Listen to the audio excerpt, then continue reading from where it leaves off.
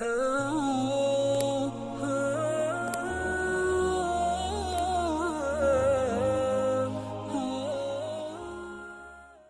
اللہ الرحمن الرحیم۔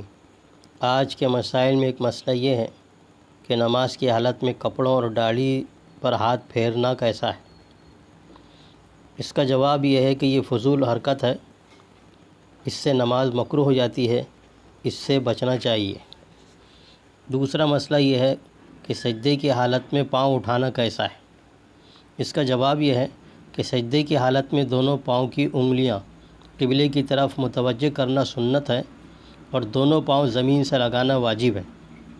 اگر دونوں پاؤں زمین سے بغیر عذر کے اٹھایا اور 3 بار سبحان اللہ کہنے کی مقدار اٹھائے رکھا تو اس سے نماز فاسد ہو جائے گی۔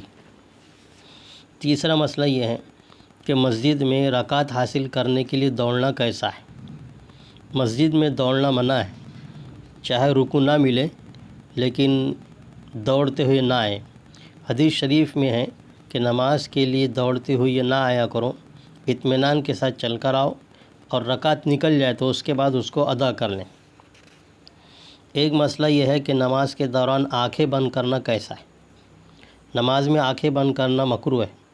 ہاں اگر کسی ایسی مصلحت سے ہو، جیسے ایسی چیز کے دیکھنے سے آنکھیں بند کر لینا جو انسان کو غافل کر دے، تو ایسی صورت میں الگ بات ہے۔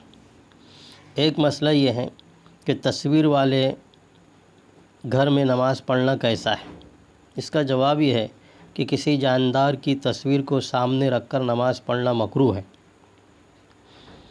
ایک مسئلہ یہ ہے کہ نماز کی حالت میں لکھی ہوئی چیز پڑھ لے تو کیا حکم ہے۔ نماز کی حالت میں اگر کوئی زبان کو حرکت دے کر کسی چیز کو پڑھ لیتا ہے تو اس سے نماز فاسد ہو جاتی ہے۔